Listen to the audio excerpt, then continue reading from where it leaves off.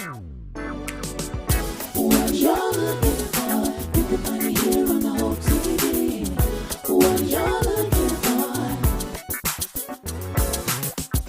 what you're looking for, you can find it here on the whole TV. What you're looking for, whoa, welcome to the whole TV.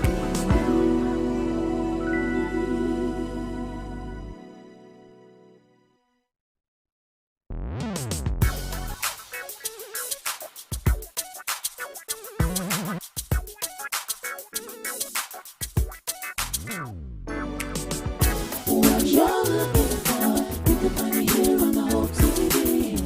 What you're looking for,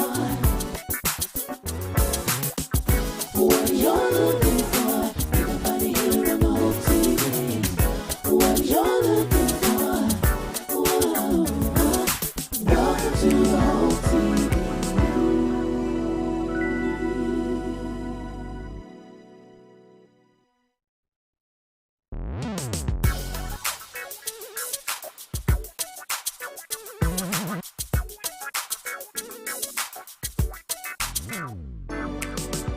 What you're looking for, you can find it here on the whole TV. What you're looking for, what you're looking for, you can find it here on the whole TV. What you're looking for, whoa, welcome to the whole TV.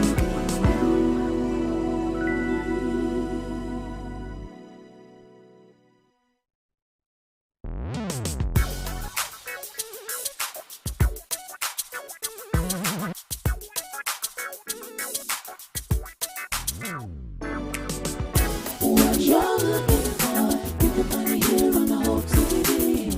What you're looking for, what you're looking for, you can find it here on the whole TV.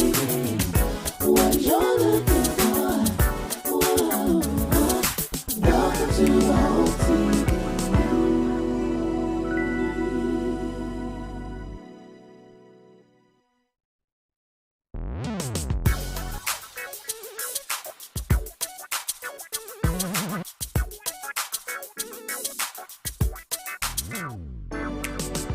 What you're looking for, you can find it here on the whole TV. What you're looking for,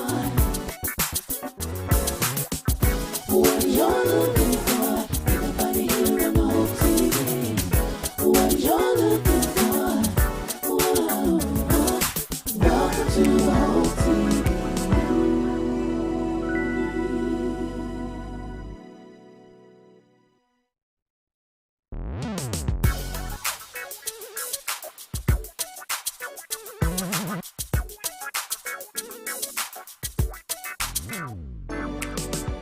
What you're looking for, you can find it here on the whole TV.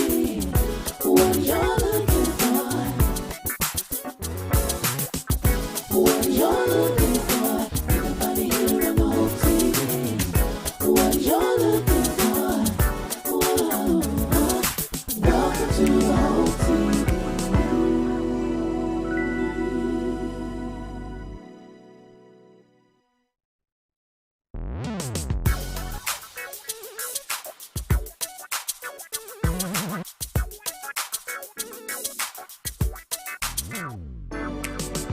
What you're looking for, you can find it here on the whole TV.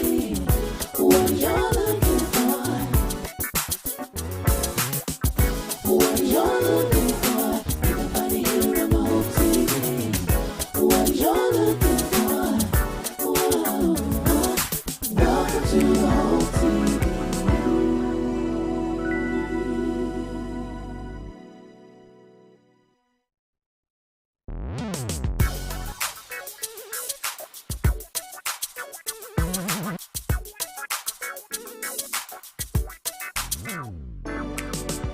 What you're looking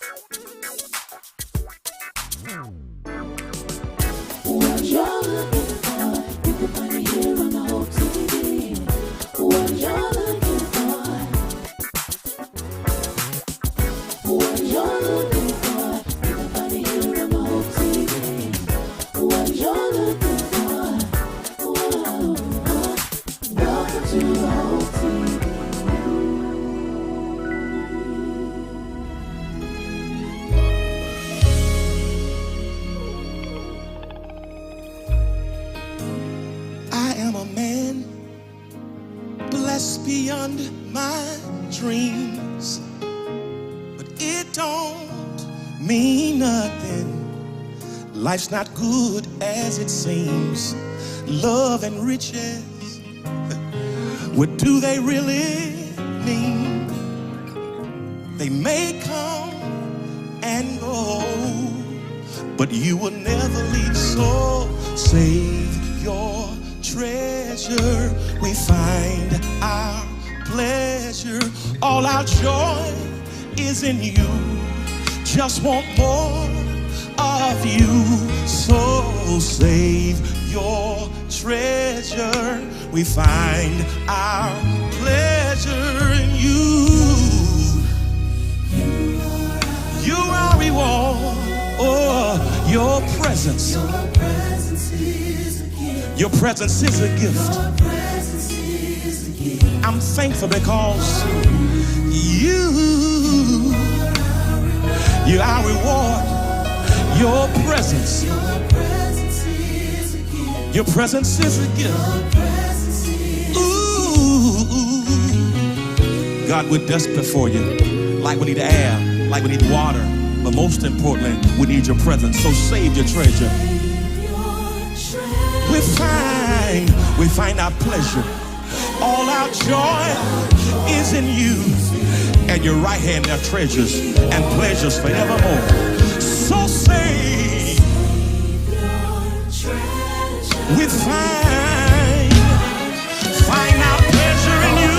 You're our reward. You are our reward. Oh, your presence. Your presence is a gift. Your presence is a gift. I'm thankful because you. Oh, your presence. Your presence is a gift. I give you praise because you are reward, and I'm thankful. Your presence is a gift. My hands are lifted because I give you glory, I give you honor, give you praise. Your presence in the gift is a gift. Having you,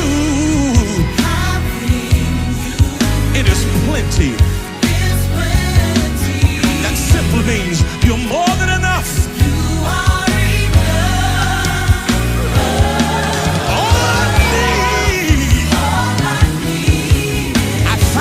You'll be that. You'll be. You are my reward. Oh,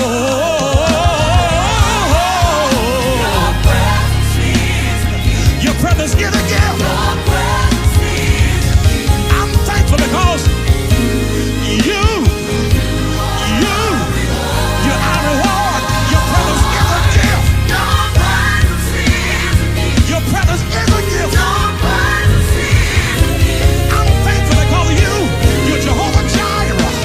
Jehovah Shammah, you Jehovah Tiskanu.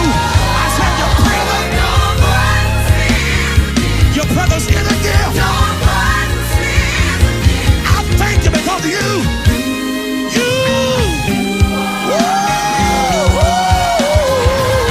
presence is a gift. Yes, it is. Your presence is a gift. Your presence is the gift that I need.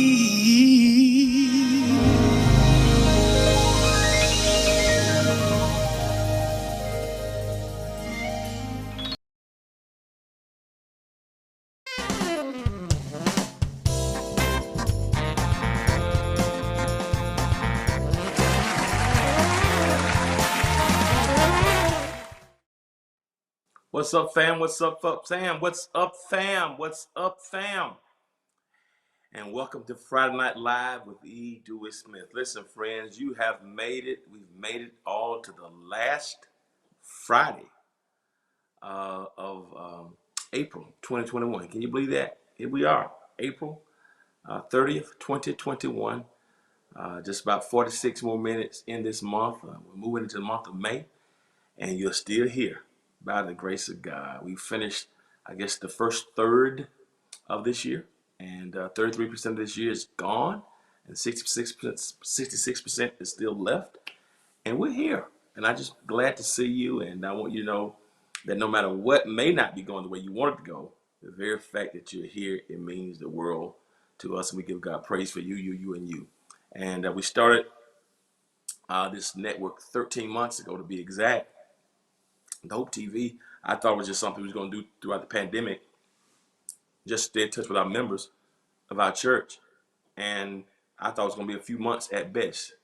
Here we are 13 months into the pandemic, and we've had over 130 million views of all of our shows. We have now over 30 shows on this network, and you've been so faithful, you've been so supportive. So everybody who's on Apple TV, Roku, Twitch, Amazon, Fire TV, YouTube, Facebook, IG Live, edewithsmith.org, houseofhopeatl.org. Even now we're streaming through our West Point location. What's up to our new location, West Point, HOHWP, House of Hope West Point. That's in the west side of Georgia. We have 3 locations now: Macon, Metro Atlanta, and West Georgia. And shout out to you guys, and also those who tune in through the Hope TV. Glad to have y'all here. Good to have so many people all over already responding. Illinois, Vala Brooks from California. Glad to have you here. I'm excited you're with us. I appreciate you being a part. Hey, it's a joy, it's a privilege, and an honor to be with you. If you've not yet downloaded my new single, Your Presence is a Gift, won't you help me do that? Try not to ask you for too much. That's right, Joe. It's the last day of April. Praise God, 2021. I need your help. We had a great report this week for radio. Good people are supporting the single on radio. I'm excited about that. And Pebble Street Records record label signed our first artist, and his first record is going to be released next Friday. So you'll hear more about that. But I want you to right now go get Your Presence is a Gift. If you've not yet downloaded it or streamed it, Your Presence is a Gift. We got some more stuff coming for you guys. It's going to blow your mind in terms of products. So I'm excited about that. Please go get it. Please, ma'am. Please, sir. Please, ma'am. Please, sir. Also, if you've not yet seen our website, the Hope TV, producers, can y'all put the website up there? I want everybody to see the website. I want you to check out our website, and that way you can download or you can stream the website and see all pertinent things on the hopetv.com. So I want to put the website up right quick. So our producers, if you can put the website, the hopetv.com, you can stream everything. So if you don't remember which websites to use, just go to the hopetv.com. You go to hopetv.com. All of our programs there. You see it. We're starting a new season that we filmed, and man, it's going to be amazing. You see all the cadre of shows there, from men, women, boys, girls, older people, younger people, children's shows, exercise 6 days a week. I do devotionals 3 days a week, Tuesdays, Thursdays, and Fridays. Coronavirus conversations, mental health called Sound Mind. We have a show called Boss Up for Business Owners. We have one for Town Hall for political activism, married couples, singles, men, financial freedom. We have one called That's Funny to Me, which is a comedy show. So we've been working over the past 13 months, and because of that, so you can go check out, look, we can see everything. You can check out everything there. So go and check it out. Go and check it out, man. It's a full-blown network. We're adding 2 more shows next week, as a matter of fact, in May. Season 4, we have a cooking show, Cooking with Keith. That's going to be on next week in May. We're excited about that. We also have another gospel music show that's going to be on. We have one called Tea and Worship, hosted by our own director of worship, Mignon Bolton, and one of our worship leaders, Corey Butts. That's on now. And so we're adding 2 more shows next month. And man, I'm just excited about it. So I appreciate you guys. That's right. Pebble Street Production. That's the record label that's releasing the music as well. Your Presence is a Gift. That's my new single. My album drops the end of June, beginning of July. Next week, our first artist, Courtney Franklin, his song, We Made It is going to drop next Friday. I'll play it for you next Friday, so you can download it. His album is going to drop in July and August, and then in November, the church will have released some projects through Pebble Street Records. So this year we're going to have 3 musical CDs that's going to be produced. So even in quarantine, man, God is blessing us, and I'm thankful. Some good music that's going to be produced for you to enjoy. My own personal album, Courtney Franklin, his album, My First Artist, and the House of Hope Atlanta, our music project is going to be released in November of this year. So you have 3 records, 3 albums, we call it 3 projects, 3 albums, 3 CDs that's going to be produced this year in a quarantine. And so that's through Pebble Street Records. So to God be the glory. As you can tell, I'm not trying to conceal my excitement. I'm very, very, very excited. Can't wait you guys to see the official video of Your Presence is a Gift. We just played for you, our producers. They shot me. They just played one of the performance videos of it, but we have an official video that's going to be launching in a couple of weeks, and it's going to be mind-blowing. So I can't wait, man. It's so exciting. I can't wait for y'all to hear and see the official video of my first single, Your Presence is a Gift, man. I am, as my mother would say when she was alive, I'm tickled pink about the progress we're making. And God is so good, and God is good all the time. And all the time, God is good. So thank y'all, everybody, for talking to me and dropping lines already. Good to see you, Timmy Williams. God bless you for your support. Everybody who's already tuned in and leaving comments, God bless you, and may God keep you. You, and you. Do y'all know we're 40 minutes away from the month of May? May is the 5th month of this year. We're already in May of 2021. That's right. And, I'm not given to numerology, but I believe in the power of faith, and something in me has just been very just on fire. I got a profound sense and discernment of things that are happening. And by faith, not 5, the 5th month, 5, May, 5th month. I believe 5 is the number of grace and the number of favor. And I'm believing God for favor in May. I'm believing that God's going to hit your house with favor, hit your business with favor. I'm believing that, and I got faith in that. There's some things you've been praying for, things that have had you unhappy, that God's going to release favor in your life in this 5th month of this year. So I believe that by faith. I hope you believe that with me. And to God be. I'll say more about that in a moment. But before we get into our comedy, we got some stuff I want to talk to you about tonight in terms of social commentary. Even though things are wonderful and powerful, a lot of great things are happening. There's always unfortunately sometimes some trouble in the camp, and some things that make you say, I was listening the other day to, I missed it because we were recording, we were in production. But after President Biden's speech the other day, I understand that a senator from South Carolina made some remarks about Joe Biden's speech. And as a way of social commentary, I want to talk about that tonight. What's up, IG? What's up, IG? Good to see y'all tonight. I just want to see Senator Tim Scott of South Carolina. He made some comments. That's him. Let me say this right quick before I go further. In the history of America, we've only had 10 U.S. African American senators, U.S. senators, not state senators, U.S. senators. 10 in the history of America. Amongst those senators, of course, Senator Carol Moseley Braun, Illinois. She was one of the first ones. Senator Barack Obama was another senator. Senator Kamala Harris is another one. We have now it's 11. We have Senator Raphael Warnock of Georgia. How many is that? So that's Senator Carol Moseley Braun, former Senator Barack Obama, Senator former Senator Kamala Harris from California, Senator Raphael Warnock of Georgia, and there's another one, Senator Tim Scott. So that's 5 of the 11 I just mentioned. We only had 11 African American senators. Listen to me carefully. In the history of America, we've only had 11. And Senator Tim Scott of South Carolina is one of those 11 African American senators.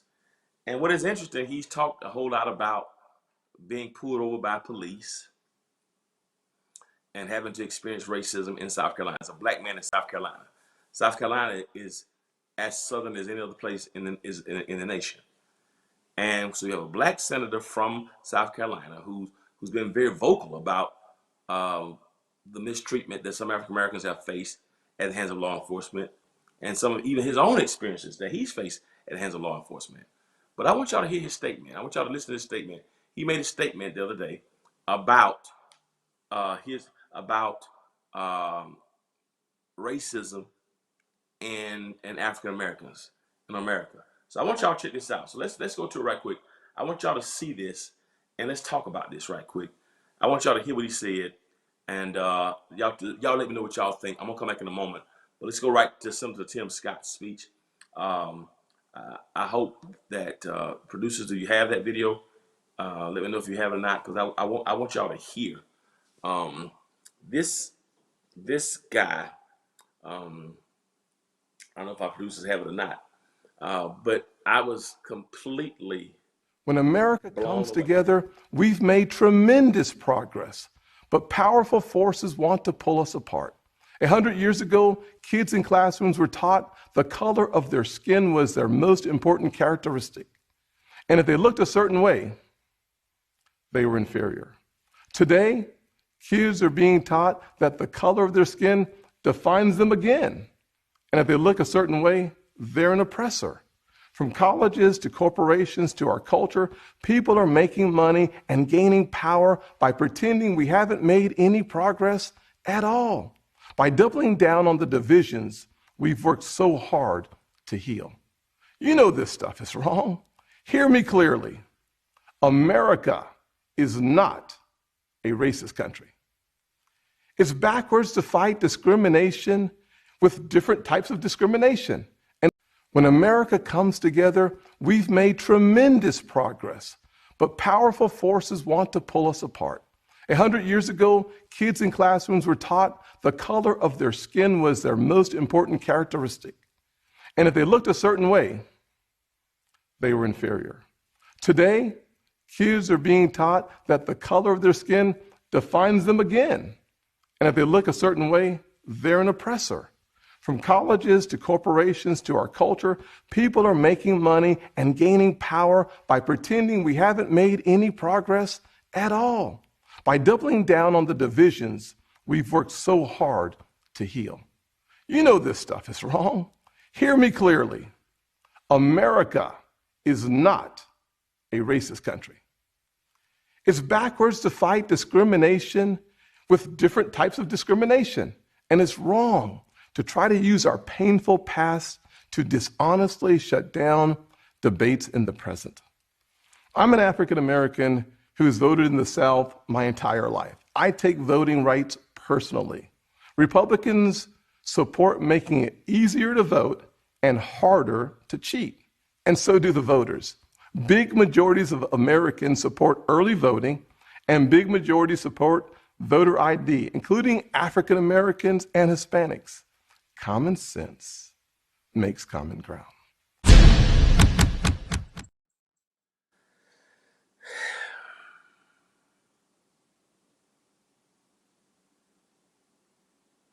America is not a racist country.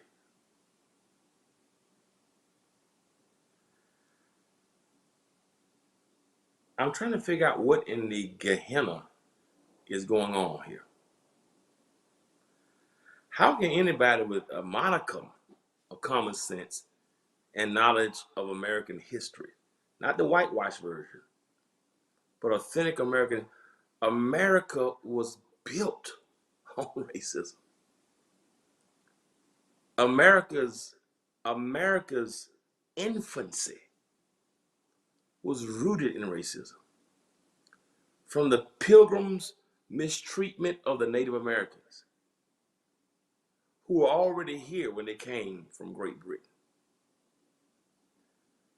to America's almost deification and hero worship of Christopher Columbus, who was amongst the most wicked and brutal and most savage, animalistic human beings to ever walk on the face of the earth.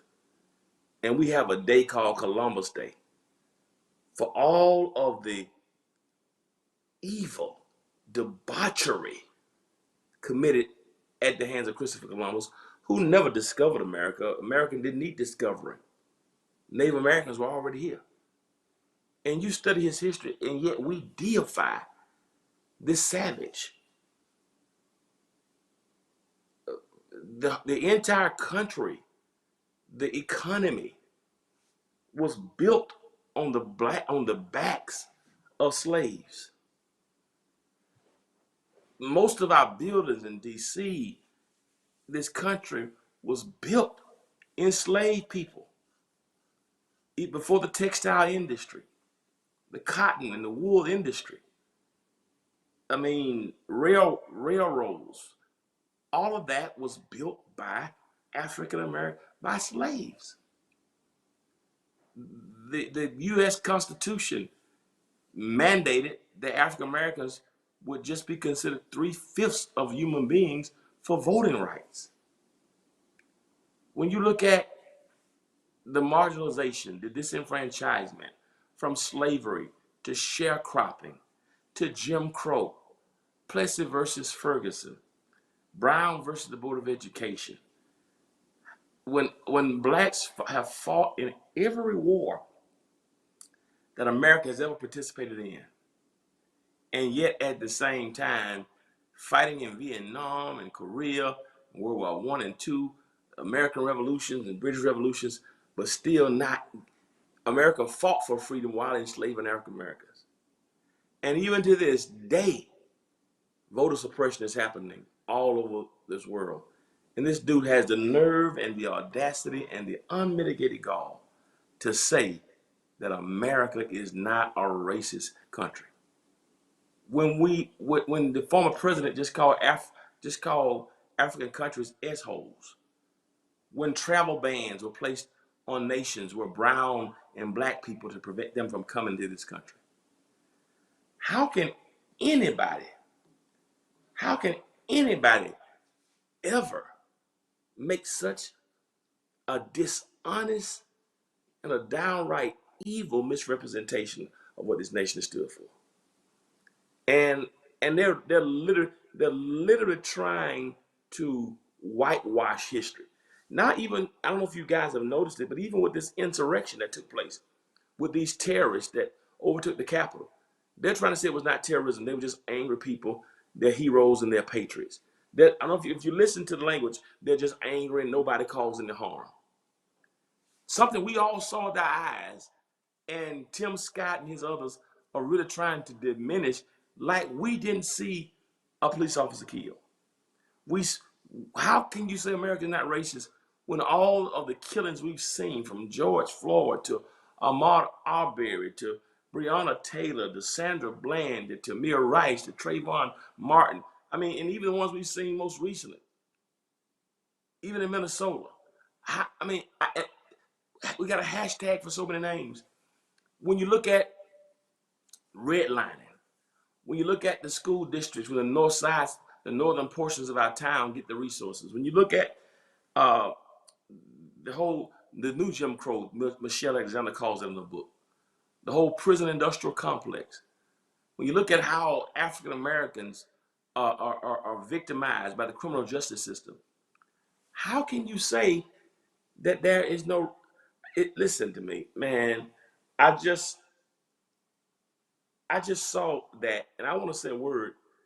It's terrible when a black man from South Carolina, now we can all disagree politically, because politics, they're just that, politics. And in many instances, sometimes it's just the lesser of two evils. You know, I think our faith has to be ultimately in Jesus, because both parties, there's no perfection in either one of them. But at the same time, at least don't get in our face and crap in our face and call it whipped cream and chocolate that you put on our faces. Um, I just want to make sure that we're clear. Do not let them, even with this 1619 project, they're trying to not teach about racism and critical race theory. And they're really trying to make American history to be dishonest. Well, you got even people like um, uh, what's his name? The the brain surgeon. I can't think of his name right there because you know what I'm talking about in the president's cabinet. Ben Carson. When they try to, I mean, even make it appear literally as if slavery was a blessing for black people. We haven't had the right to vote for a little 55 years. And you got the nerve to say America's not a racist country. Family, no matter what side of the political spectrum you are, I think sometimes we got to fight to find ways to bring the parties together to make sense for people. But that was heinous and so incredibly dishonest that it literally made my stomach turn. Um, America was built on racism. And anybody who tried to deny that reality, and then he said they try to bring up our painful past. He doesn't even want to acknowledge. My question is, are you saying that America was never racist? Or what are you saying? Or not racist now? Because you say our painful past. What are you trying to say? I just, listen, family, we need to watch as well as pray. Because there are some people in this country who are fighting for political expediency and a political agenda, and that was painful to watch. I had to talk about it. I had to talk about it. But that dude there may as well change his name to Donald Trump the third or Lindsey Graham Jr. because that's the representative of South Carolina.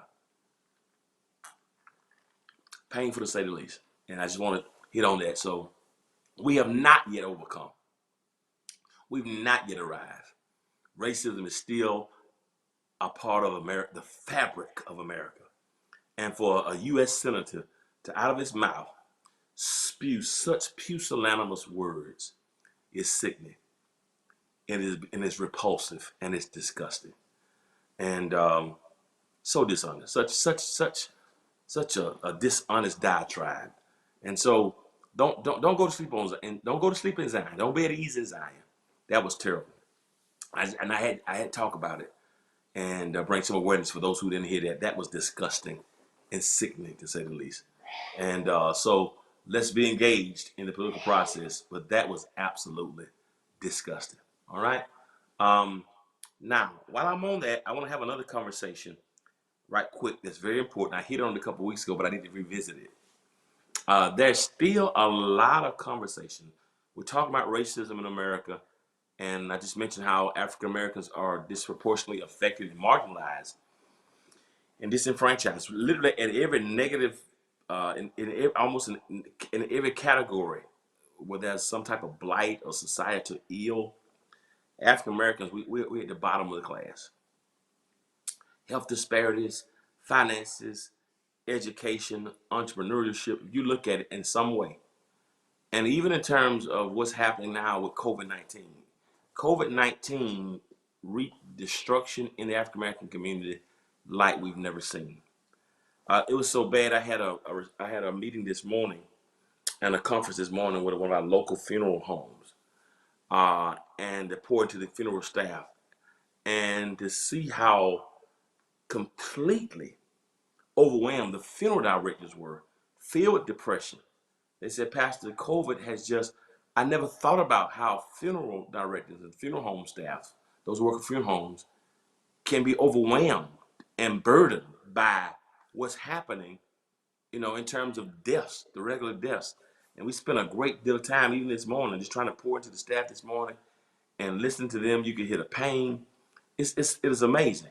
And it has affected us in so many ways. Our community, most of the deaths have been our people. And I think that's one reason why a lot didn't happen initially to stave off coronavirus. And and vaccines have been, developed. Pfizer, Moderna, Johnson and Johnson. Yeah, that's right, you Norman. All our skin folk ain't our kin folks, and people. There's a major divide in the African American community, and I want to talk about it over where to take, whether we should take this vaccine or not.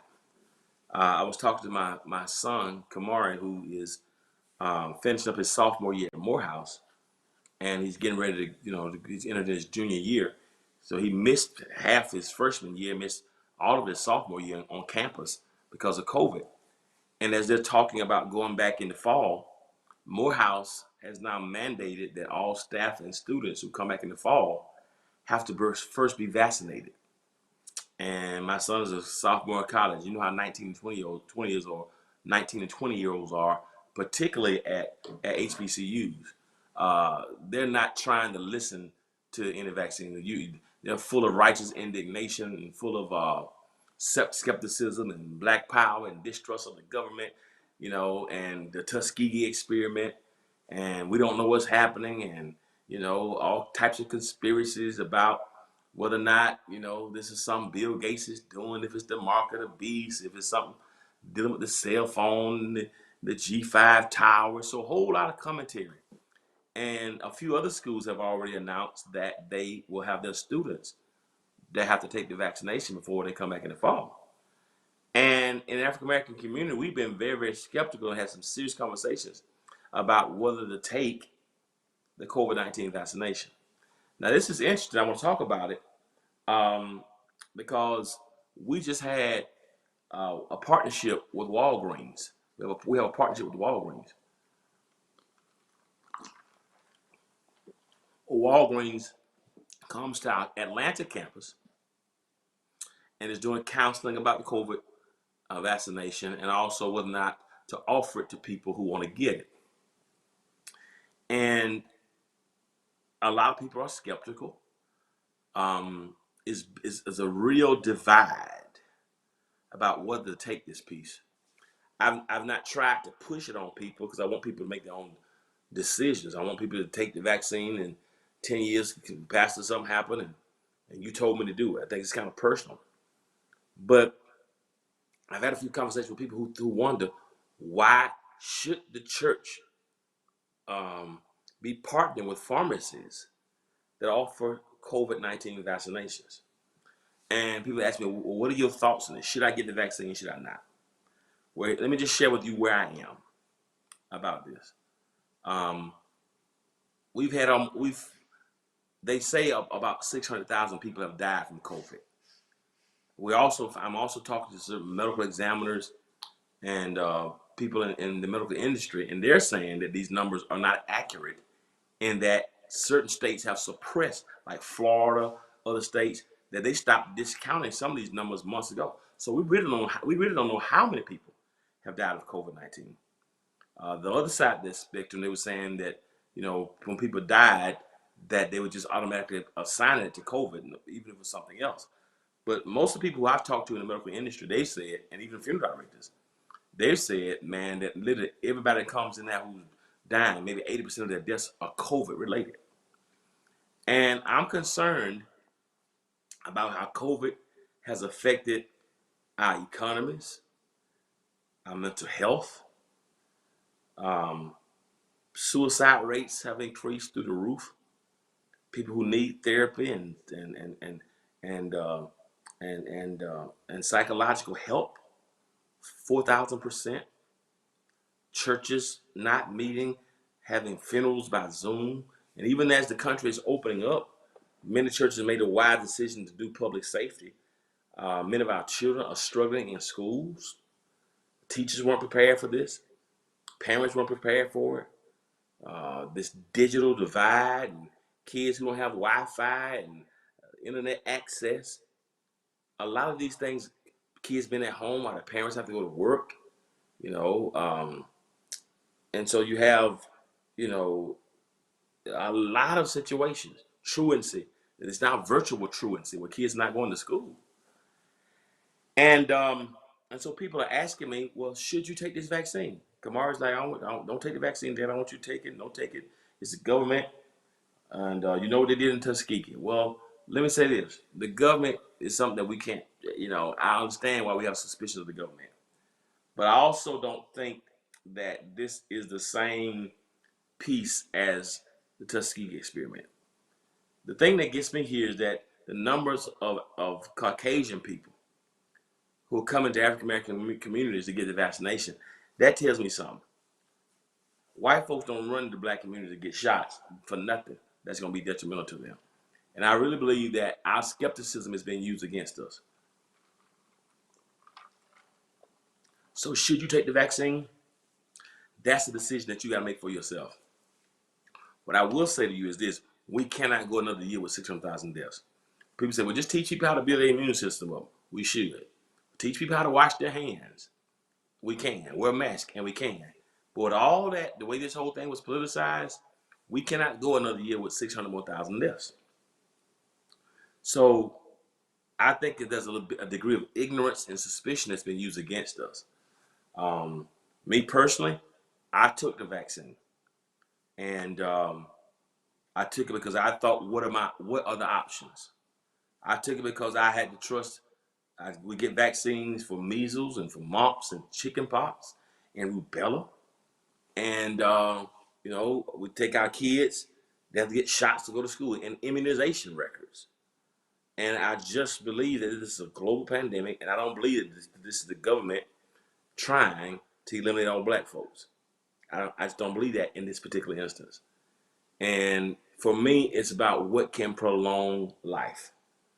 So our church is partnered with Walgreens, not because we get a dime from Walgreens, not because it's money related, but because people who want to get the vaccine and can't get it otherwise, who want to get it because they have been saying there's a stronger chance that if you get the vaccination that you probably won't die from COVID.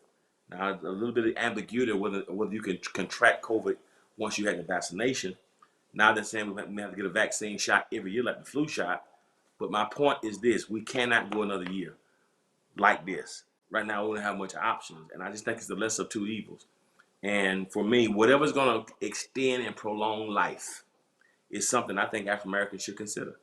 I was talking to my son Kamari. He's like, "Well, Dad, what happens if you grow 3 hands in 10 years because you took this vaccine?" And my response to him was, "Well, if I grow 3 hands in 10 years, at least I'll be alive to know I got 3 hands."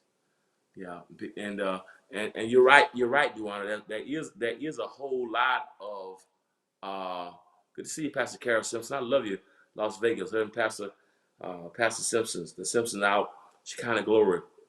My son and daughter in ministry out in Las Vegas. Shekinah Glory Ministries there. Thank you for blessing me today too. Thank you for the seed you sowed today, Pastor Carol Nixon and Simpson out in Las Vegas. There's a bit of that. Here's my thing. I would rather have 3 hands in 10 years and have surgery to get one taken off than to be dead in 10 months. I've buried too many people. And I just believe the Human Subjects Act is legally in place to prevent another thing. That's exactly right. I don't think this is Tuskegee again. I do think the vaccine came about. I don't believe this is Tuskegee. I don't believe the vaccine is a plot to harm black folks. I just don't believe that. Do I trust the government in generally that have our best interests at heart? Absolutely not. But I do not believe that this is another Tuskegee experiment. And so I would rather have 3 hands in 10 years. I would rather have 3 hands in 10 years than to be 6 feet under in 6 months. And I really believe I want to get back to a sense of normalcy. I want to be able to gather back and worship in church. And if this vaccine prolongs life, whatever prolongs life, whatever can prevent death, which one is more likely to prevent 600,000 Americans from dying? Not taking the vaccine or taking it. And for me, I made the decision, that I want to live. I want to get back to worship. That was for me. I can't put it on everybody else. That was for E. Dewey Smith. Everybody has to live out their own conviction. And the doc, we got a cap on the line, but he's foolish on IG. So for me, I think it's more preferable for me if we can get our older people vaccinated. If it's more likely that the vaccine is going to prevent death. So that's why we're partnering with Walgreens here in Atlanta. And for people who want to get the vaccine, they can come get it. Now, I'm not going to push people to get it. And, I'm just going to let you know I did get it and my reasons for getting it. But you got to work out your own decision. And if you want to get it, you've done your own research, you can come to the church and have it done.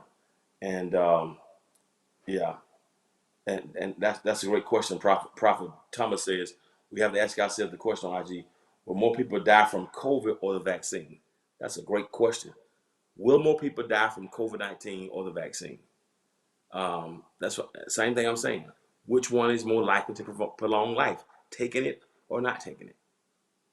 If we don't take it, what is your option? And I think a lot of people who say, I'm not taking it, a lot of those people have not had to deal with death like I have. They haven't had to bury colleague and friend and church members. So they feel if you're not affected by it, if you're not immunocompromised, then it's more likely for you to sit back and yell the cuts out. We can do this, do that. Well, I'm in good shape. Same with me, Ron, Dr. Lester. I took the vaccine and I had no issues. Both doses, I had no issues with it. Sometimes people say make them sick on the second one. So a lot of this is uncertain. But I feel more certain with medicine, with science, that whichever one causes the least amount of deaths, whichever one that can prolong life. I took it. I took my family and I was sick with it and rough, and they all had to take care of each other. But my daughter got them out of it. Okay, yeah, thanks, Brenda. So for me, Derek says I think it's a ploy because the only shot lasts for 6 months. After 6 months, they have what they're going to try to give you. Um, again, somebody says a ploy. You got to make up your own mind. Um, I can't speak for you. I can't tell you what to do. I'm fully vaccinated, and I think Eddie Southern said he's fully vaccinated, no side effects with either dose. I mean, they're saying some few people had clotting with the Johnson and Johnson. A lot of people who taken the Moderna and Pfizer, the second dose, they said it made them sick. Some people took the first shot, said it made them sick and lethargic and lazy. And they're trying to say now that if a person got sick, it's probably likely that they had COVID and didn't know it. So that's a bit of inconclusivity and ambiguity and uncertainty around it. But through faith, I believe, just like I would if I take a headache. Just like if somebody's sick and they say take chemotherapy or radiation, or go to a doctor and have your tooth extracted. I have faith in God, but I also believe that having a root canal and having your wisdom teeth removed can cause the least amount of pain. I also believe that if you have high blood pressure, you can take high blood pressure medication to regulate it, to prolong life. And I also believe that people who have kidney failure, they can also go get on dialysis machines as soon as I. Which one prolongs? If my kidneys have failed, I'm in renal failure. Which one prolongs life? Not getting on a dialysis machine, or get on a dialysis machine and go in a couple of weeks until you can get a transplant or something. So for me, whichever one prolongs life. What's certain is, yeah, that's good, Ronald Bo Parker. What is certain is that COVID has caused most of the deaths. So I just want to, that's my personal opinion. Again, because it's such a touchy subject, I won't, I think we need to get information and not be ignorant and not be fooled by our own preconceived notions and the history. I'm fully vaccinated and I got mildly sick after the second shot, but it don't affect me for one day. I feel better after I took it. Yeah, I just, for me, I took both. I had no complications at all. Almost a little too much guessing for me, Pastor. A. Tucker says too much guessing for me. I understand, but I get you what you said on IG. A. Tucker says too much guessing for him. I get it. The problem with that for me, though, bro, Tucker, is this. What is your alternative? So a lot of people who say we're not going to take it, I'm not taking it, too much guessing, uncertain, it's a Tuskegee. I get it. That's your right. But what's the alternative? Another year like this, stuck in the house, 600 more thousand deaths. What is the alternative for not taking it? So, you know, Carol Simpson says, my mom used everything. She's 77. Her and my dad took the vaccine first in the family and came through. You know, thank you, Pastor Simpson. So what's the alternative? That's my question. If you don't take it, what's the alternative? Antoinette, I got both my shots, and my arm was a little sore. Put alcohol on it, went to bed, woke up, everything. Second shot was not. I mean, it's just, I took the Moderna. I got the Moderna vaccine, and for me, I had no issues at all. My arm was a little sore. I got both of them on my left arm. My arm was a little sore that first day, just looked like you had a regular shot, but I had no sniffles, no nothing. So I got Moderna, and I feel fine. You know, Eden Moss says I waited 5 hours to get my elderly parents vaccinated. 1,000 plus. I don't care. Think about 1,900 people drop dead at bus stops. That's true. 100 years ago, people dropped dead of the Spanish flu. I don't know. I respect people's rights. Those who say I'm not taking it, too much guessing. That's good. You got a right to do it. I just don't know what your alternative is. You know, a lot of people, something's got to be done. You know, so when people come at, I'm not taking it, too much guessing. As I told my son, what if you have 3 arms in 10 years? At least I'll be alive to know I got 3 arms. 600,000 people don't have a testimony in America alone, minimum. And if I got 3 arms, I can get surgery to get the 3rd one removed. He said, well, Dad, what in 10 years you have 3 arms? Well, that's 1 for the Father, 1 for the Son, 1 for the Holy Ghost. So, well, Dad, it's messing, what if it messes with your ability, what if it messes with a man's ability to have kids? I don't want no more of them no way. So what's the difference, right? So, we pick and choose what one, of course. That's good. Black folks trust birth control. That's good. Black folks trust birth control pills. Come on, 75%. 75%. That's a good point. People smoke weed. They take aspirin. You don't know where a lot of that stuff came from. So I just think for me, it was what I think is going to cause the less amount of deaths and what can help us to find a sense of normalcy as soon as possible. So for me, I made the decision to take the vaccine. I'm glad I did. If 10 years I have 3 arms, then I'm going to change my name from E. Dewey Smith to E. Octopus Smith. And I just, with my hands lifted up, all 3 of them, and my mouth filled with praise, I just clap your hands. I just clap all 3 of them. So, I mean, you know what I mean? So I'm just, for me, I'm just speaking for me. It's about what's going to help us live. And we've had too many people to die. And it's been painful. We can't have another year lost like this. Because I'm telling you, if we go another year like this past year, and I'm concerned we may never get some students back. I'm concerned about the students who are not going to school at all, who are not going to college, and those who just completely fill out because this virtual learning is not. We don't think about it. We think about the vaccine, but how is this affecting kids who are already on the margins? I mean, in the county where I live, where my church is, DeKalb County, Georgia, we've struggled with 50% graduation for black males for the past. We do good. We get 50% of our black boys that graduate from high school. That's before COVID. What's going to happen to them in standardized tests and them getting behind in the educational system? What's going to happen? So I know you say I'm not going to take it, but what happens if we go another year like this? What's the alternative? All right, I'm going to move on. All right, I'm going to move on from that. We just trying to save lives. That's all we're trying to do. We're trying to save lives. And if I have 3 arms in 10 years, he was a one-eyed, one-horn, 3-armed people preacher. I have 3 arms, and there's both for me to love, right? So that's how I look at it. So we struggle with that, and I don't think we think about how this affects our community. Our elderly people who ain't seen their kids in a year in nursing homes. What we're gonna do about people who in the funeral, who in the ICU and can't see their family? What have y'all thought about that? If we do not do something, can we go another year like this?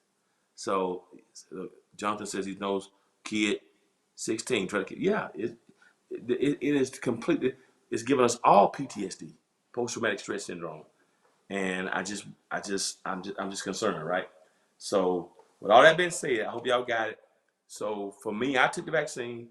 We're partnered with Walgreens, not because I'm Uncle Tom, not because I'm Tim Scott, not because we're getting paid to do it. It's a free service because what we're trying to do, we're trying to offer people who want to take it because they think that's the best thing to keep them alive. We want to offer it to them. It's just like salvation. We can't make nobody be saved. We only offer it to you. And so those who want to take it, you can come by. Those who say you're not going to take it, you're just going to wait. I'll pray God's blessings on you. I hope you don't contract. I hope you don't have any more deaths in your family. And because I want things to get back. I want us to be able to get back and be safe and live. So that's my perspective. All right. You watch too much cartoons in your childhood. Just make up something on top of your head. You know, why do I have cappers on? The doc, you a capper. Please get off my line with all that foolishness. That was a song.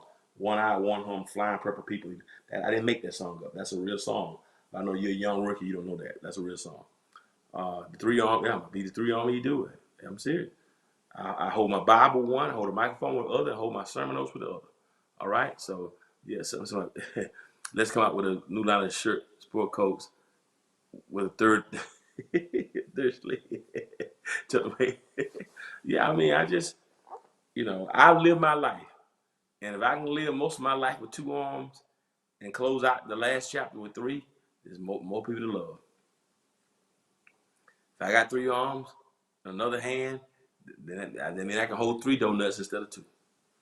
Three arms, I mean I can hold my drink in one, the fork in one, and the knife in the other. So that's how I look at it. All right. Three arms will help you lift three boxes. That is, hey, Pastor Jeff in front of the row, our outreach pastor. So again, love you, Pastor Jeff. Again, I'm not trying to tell you what to do, but I just want to give clarity. For me, I think it's, for me, my personal conviction was what causes the least amount of deaths and what can prolong life. And that's why I took it. And that's why we're partnering with Walgreens. So for those who want to get it, so those who ask me, what do you think about it? Do I trust it totally? Do I have any concerns? Is that uncertainty? Absolutely. But what is certain? What's uncertain. Here's what's uncertain. Will I get sick in 10 years if I take it? That's uncertain. But what is certain is what happens if I don't take it. We see what's certain if you don't take it. Okay. The uncertainty is maybe how it would affect us long term. That's uncertain. But what is certain, without a vaccine, 600,000 black folks dead, most of which are black. That's certain. So while we're trying to argue whether we don't know what's going to happen, what's right, what is certain if you don't take it, more people are going to die. That's certain.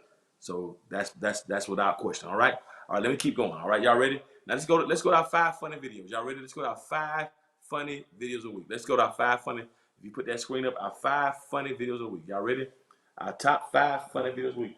I don't know what they sent in, but let's go to our top 5 funniest videos a week, and we're gonna laugh. We're gonna cut out. All right. Let's go. Top 5 funny videos a week. Let's go. Let's go.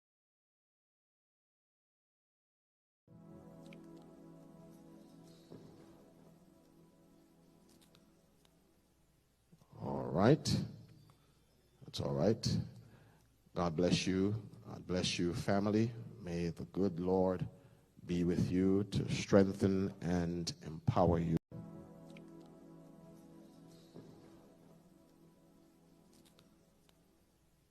All right. That's all right. God bless you. God bless you, family. May the good Lord be with you to strengthen and empower you.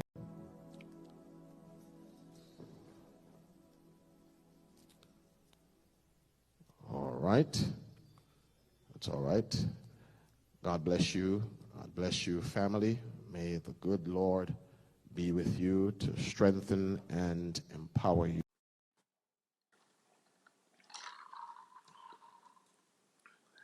I bet he didn't take the vaccine. What in the see? That's what will happen to you if your ACL and your ankle gets the coronavirus. That's the danger of not getting the vaccine. When your right leg gets, play it one more time. I want y'all to see. I want y'all to see. Look at his leg.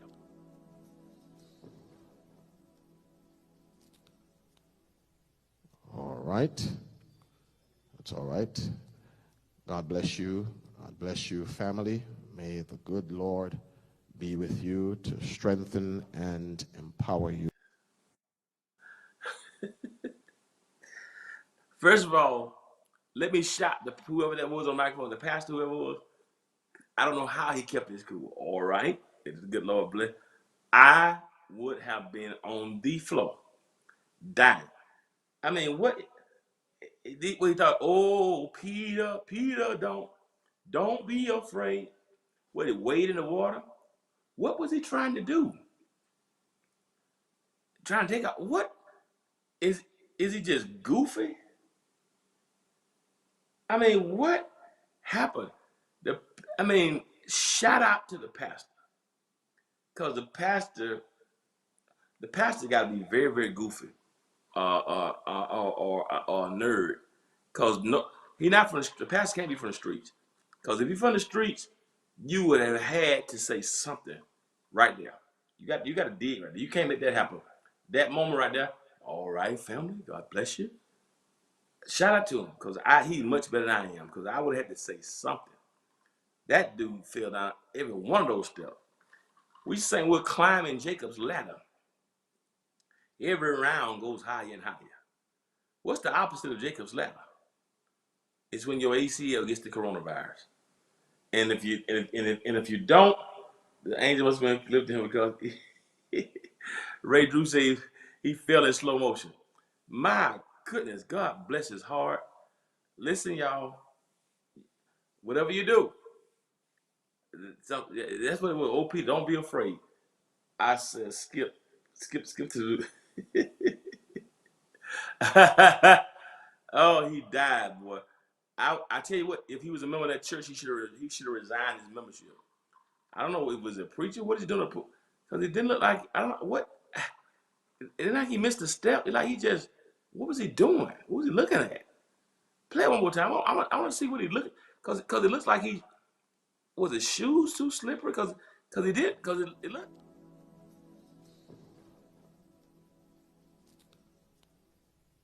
All right. That's all right.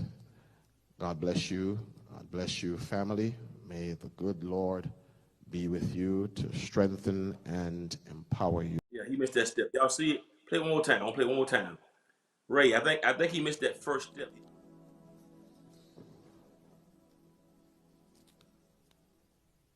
All right. That's all right. God bless you. God bless you, family. May the good Lord be with you to strengthen and empower you. Every one of them. God bless him. I don't know. All right, let's go number 4. Let's go number 4 right quick. Let's go to the 4. That was number 5. Let's go to number 4. What's the 4th funniest video of the week? Let's go to.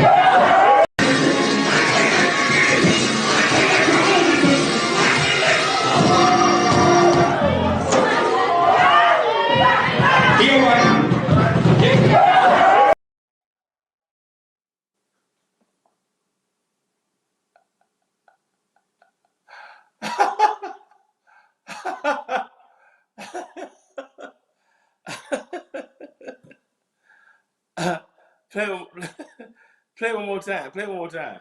Play it again.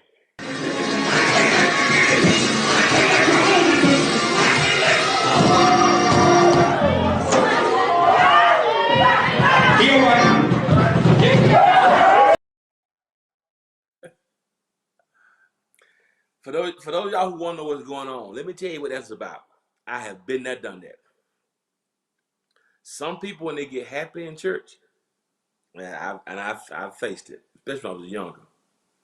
People get excited, but people get excited, and the person gets excited.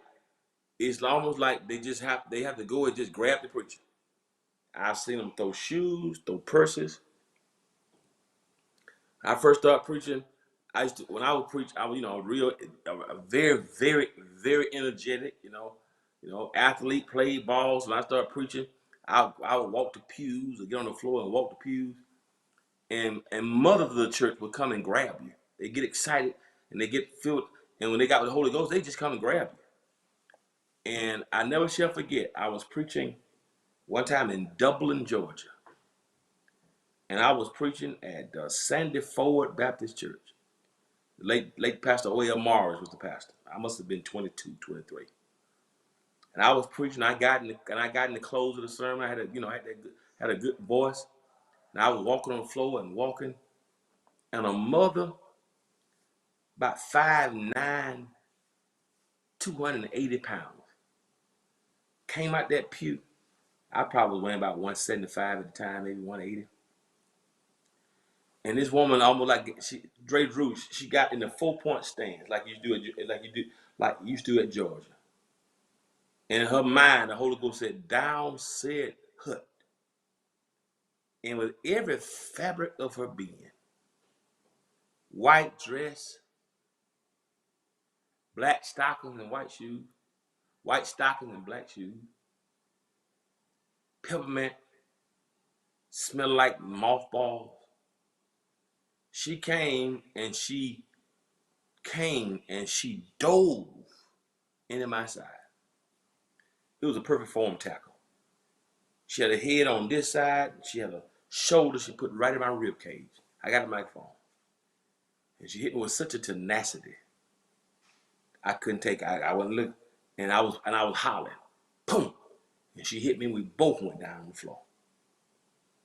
And from that moment on, up until now, I'm very careful when I go down on that floor preaching, especially if you're preaching and hooping in your, because I don't want no fullback of a mother or deaconess to come and form tackle me like that woman did many years ago, almost 30 years ago, almost broke my ribs. And so what y'all saw there is a man get happy. And some of it, put it back, play it one more time. Play it one more time. And I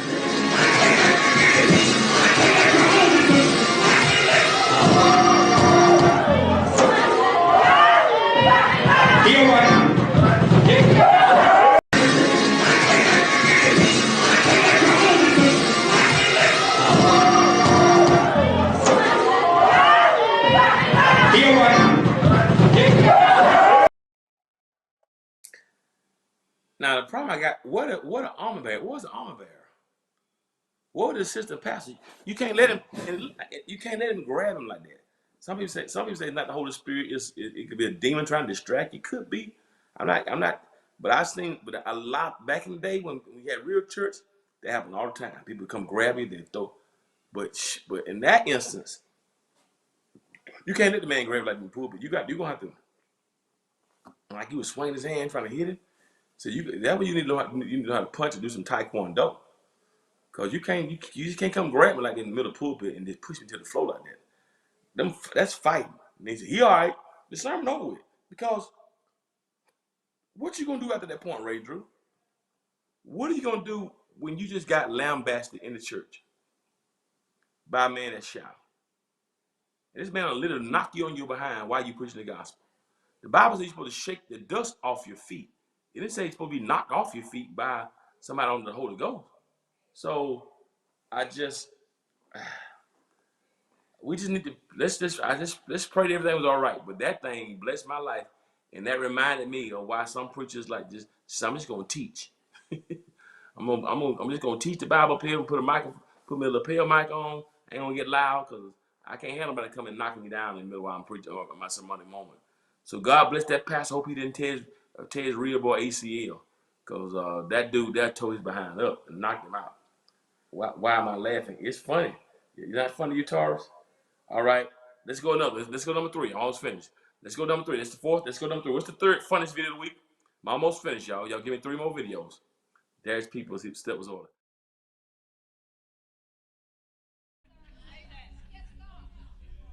You ain't authorized to be going around here praying over pews and praying. You out of order. And if you'd have brought your brought your behind.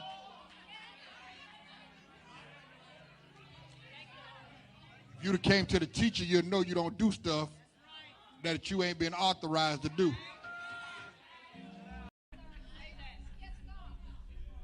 You ain't authorized to be going around here praying over pews and praying. You out of order. And if you'd have brought your brought your behind.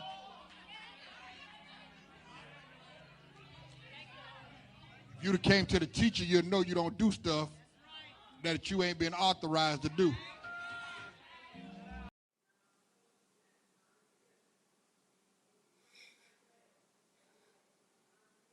Play one more time. Play one more time.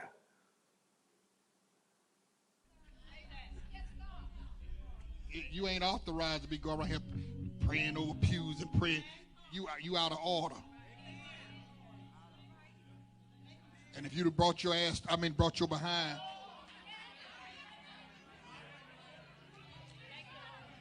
If you'd have came to the teacher, you'd know you don't do stuff that you ain't been authorized to do.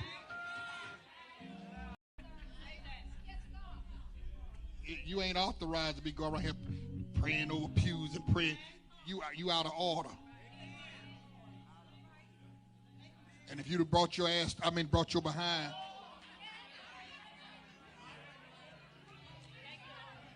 If you'd have came to the teacher, you'd know you don't do stuff that you ain't been authorized to do.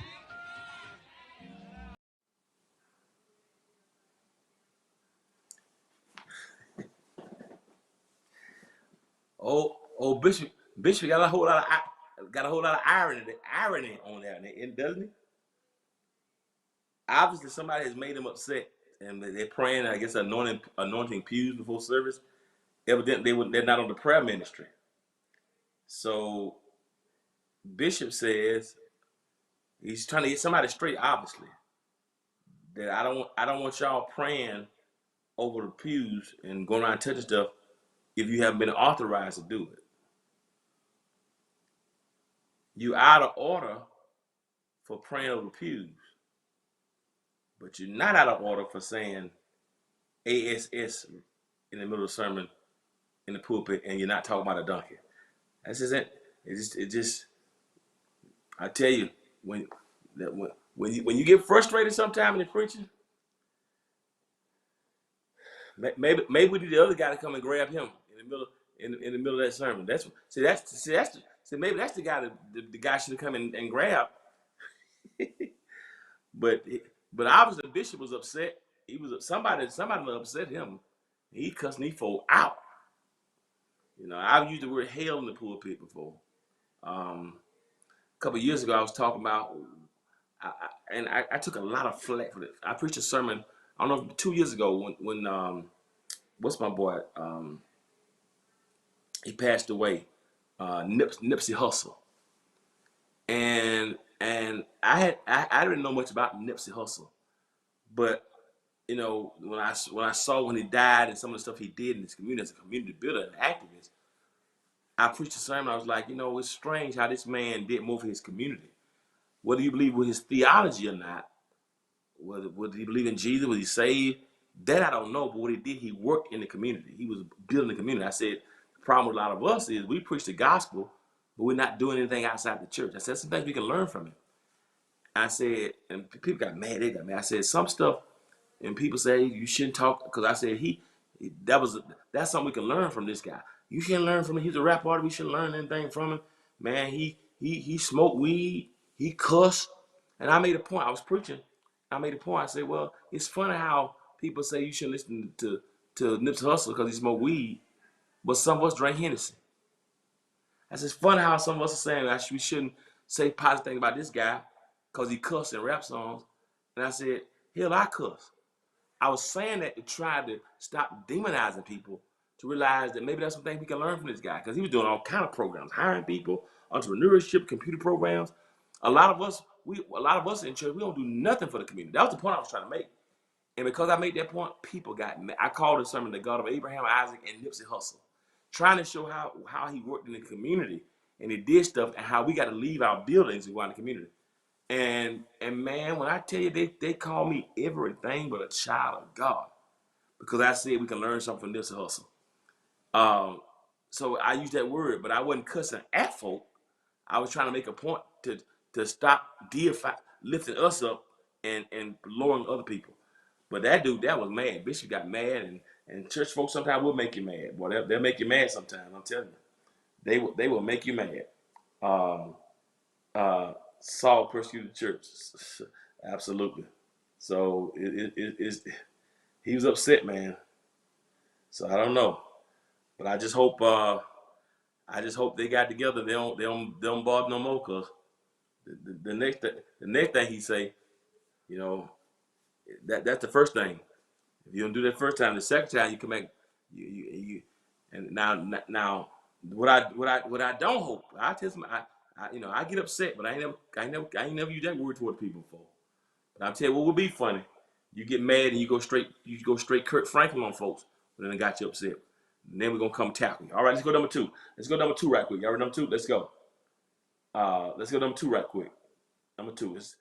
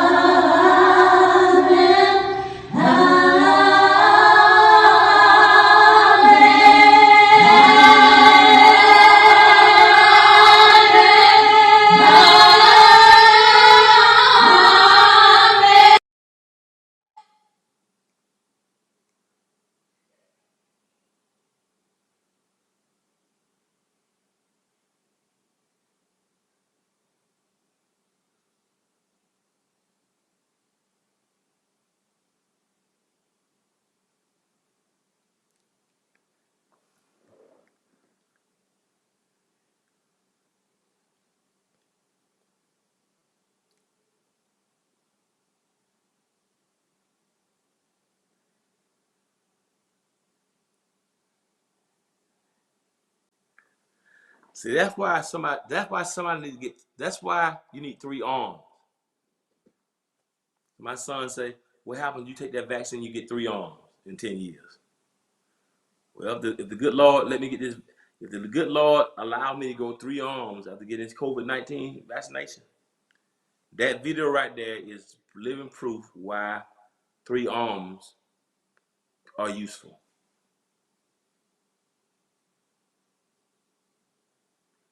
Not one, not two. But in that situation right there, you need all three arms. You need all three arms. I'm trying to figure out what is that contraption? What in the inharmonious, incongruent, unmelodic, what? I got gas listening to that.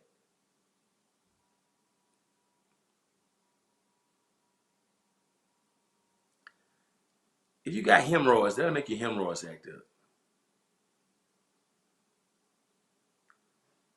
That was like using the bathroom and nobody and you doing the number two only to discover you ain't got no tissue in the house.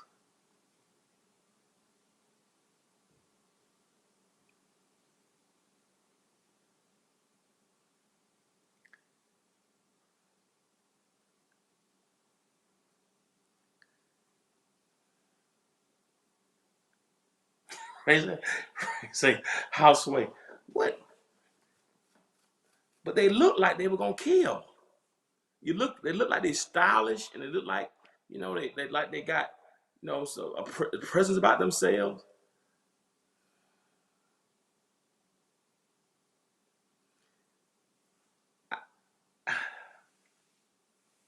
I'm for real. When I heard it the first time, I sharted. That made me shart right there when I heard it. Play one more time. Play one more time.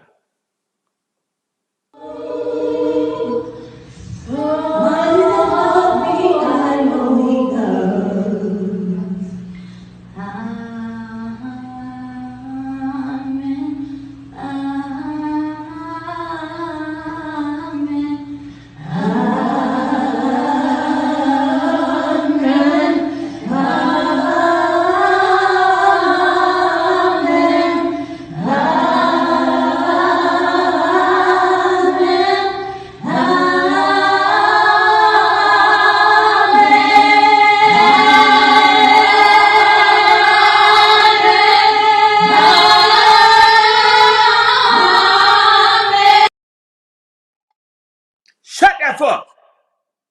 Shut it now.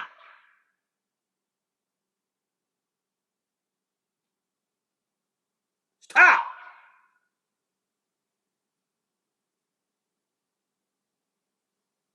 Are they finished?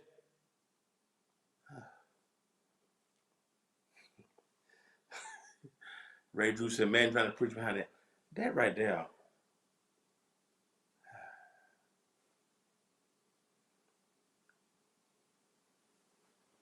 Whew.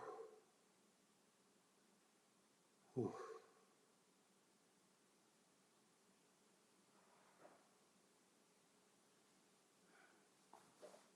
What that man at the tackle to preach you when you need it? So that's the thing. That's when you need to tackle and deacon. That's why I understand why you tackle a man when a man preaching the gospel. But then you got these people giving gastrointestinitis to everybody in the sanctuary through the brutality of their vocal inclinations. And nobody come and grab and knock them down.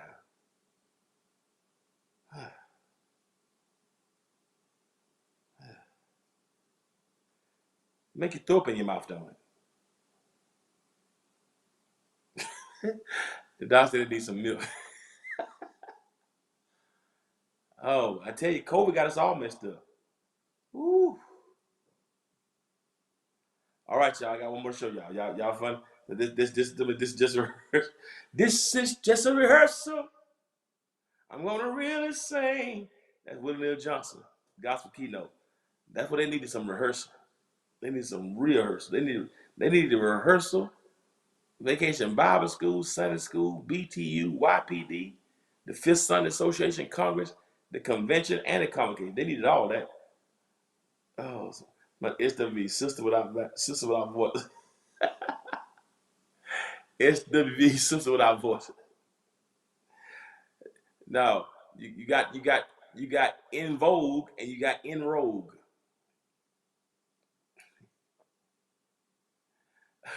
You got Destiny's Child, you got Distress's Children.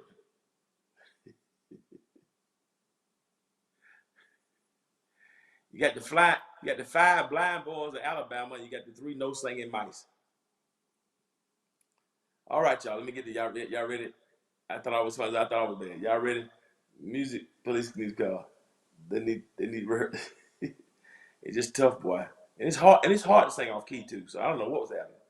But it must be COVID, boy. Must have rehearsal not gonna fix it. No rehearsal. They need to review. I just hope nobody had to preach behind that.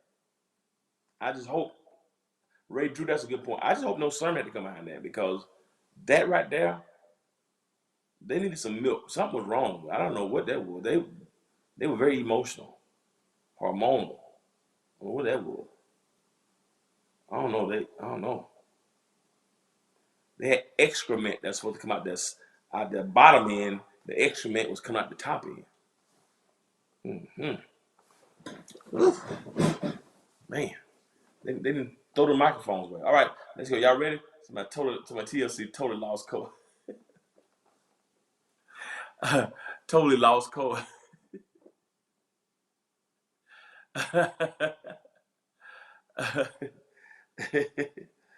Oh God, that's funny, boy. Don't go chasing waterfalls. No, don't go chasing microphone. Stick to the rivers and the lake that you're used to.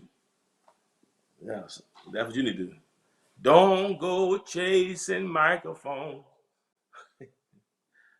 Stick to the usher board and the picnic committee. I know you won't have it your way at all, but we think you need to be teaching in the prison ministry. Yeah, that what y'all do. Don't go chasing microphones. Stick to the picnic committee and the cleanup outside. Yeah, that what y'all need to do. Mm-mm. And the next time they go to a program or concert and want to go to the program, back in the old day, you went to concerts, you had to sign up, put your name on for the A and B selection. Whoever keeping that list of the group, when they walk up, hell to the now. They do straight Bishop Bullwinkle on them. Now stick to the picnic committee. All right, y'all ready? All right. You don't need to drink that special kind of Kool-Aid. Y'all they need the prayer meeting. They need it. Yeah, just stay in your lane. Y'all ready? Here we go off the top. Y'all ready? Yeah. Lord, what in the world was that? I mean, he's short again. All right, y'all ready? All right, here's the funny video of the week, and I'm gonna let y'all go. Y'all ready? Here's number one. This thing was funny too. Thank y'all for sending the videos in. I didn't know what they were gonna play tonight was with videos, but y'all sent so many in. Here's the last one. I'm gonna let y'all go. Number one video of the week. What's wrong? No. You okay? No.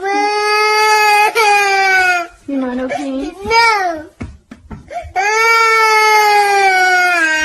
You want a snack? Yes. Food? Yes.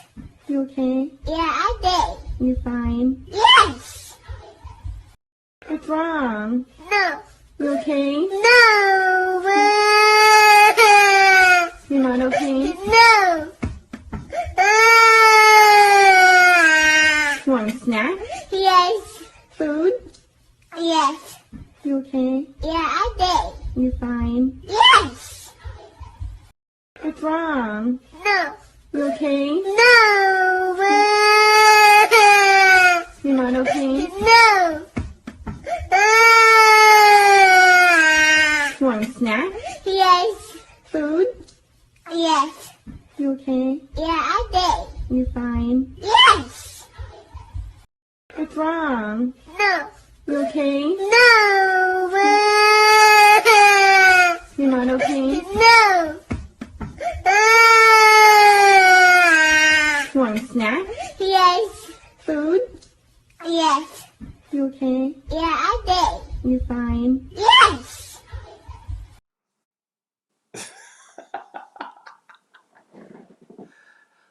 Fellas, just in case you've been having problems trying to figure her out, That video right there, that video is going to save your life. You're trying to figure out what's wrong. Is it hormonal? Is she just tripping? Is it menopause? You're trying to figure out why she act like this.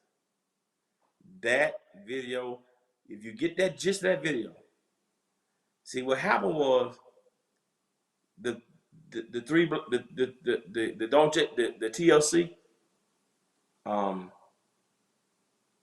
TLC, they didn't get no snack. And that's the danger of what happens when you don't give them a snack.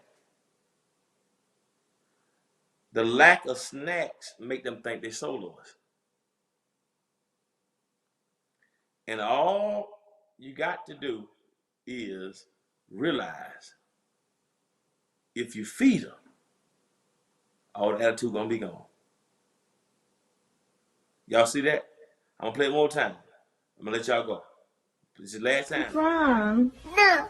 You okay? No. You're not okay? No.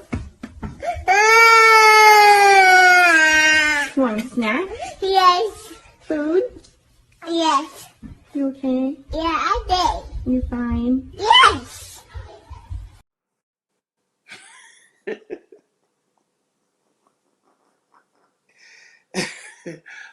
That's so right. Ray said it's a setup. The next question is even tougher. What do you want to eat? Now that's the problem. And you're right, Ray. Because once you say you want to eat, now you ask what you want to eat. Now that's a whole nother. And see, if we get the snacks right, getting the snacks right will prevent the solo attempt. So the best way to do it, gentlemen, give her a snack. And when she say, I want to eat, and she asks you what you want to eat, just say whatever you want. Don't make no suggestions. Because whatever suggestion you make, she's going to change anyway. So just go ahead and cut through the chase. Let her get a snack, and whatever she says she want to eat, just oblige her. It'll save you a long time. Or if that don't work, call the tackling deacon to come and tackle us. So she says, let the deacon come tackle her and shut up. And hopefully maybe he'll part your vocal cords. All right? Y'all ready? I love y'all so much. I hope y'all had a good time tonight. We made it to now. We're May 1st. If you Eastern Standard Time, we made it. Y'all go to church on Sunday. You're invited to watch our service on Sunday. We got a powerful service on Sunday. Hope y'all are blessed by it. But we're May 1st, y'all. Eastern Standard Time. We've made it to May 1st. Hope y'all are blessed. And I'm gonna leave y'all with a word. It's been in my spirit for really the last 2 weeks. I don't do this in this form too often. I do it in church. And I'm gonna let y'all go. God can give you some snacks, but don't go sing the microphone. But on a serious note, I want you to hear this. I don't do this often, but I want you to hear what I'm saying because it's heavy on me. From May 1st to December 31st of 2021, starting today to December 31st, it's going to be an unprecedented season of supernatural increase and supernatural debt cancellations for some of you who are watching. All the stuff you've gone through, God will give you some snacks. He's going to send a tackling deacon to tackle everybody that's trying to come your way. You listen to me? He's going to make sure you stay in your lane, that you don't get the microphone when you don't need it. He'll give you 3 hands if you need it to eliminate them. He's going to protect you, but seriously, starting today to December 31st, I want you to release your faith to believe it's going to be an unprecedented season of supernatural increase and or supernatural debt cancellations. I don't play with this. It's coming. I want you to believe it. And it's Friday Night Live, but I can't let this go without giving y'all the word of the Lord.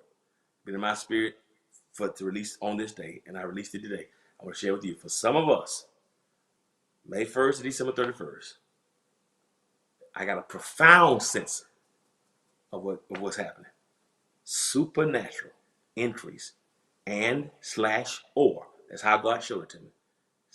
Supernatural increase and / or. Supernatural debt cancellations coming your way. Believe that. Walk in it. In the meantime, get your snacks. If you can't carry tuna in the bucket, join a picnic committee. As always, remember this. If you be good to God, God will be good to you. Peace.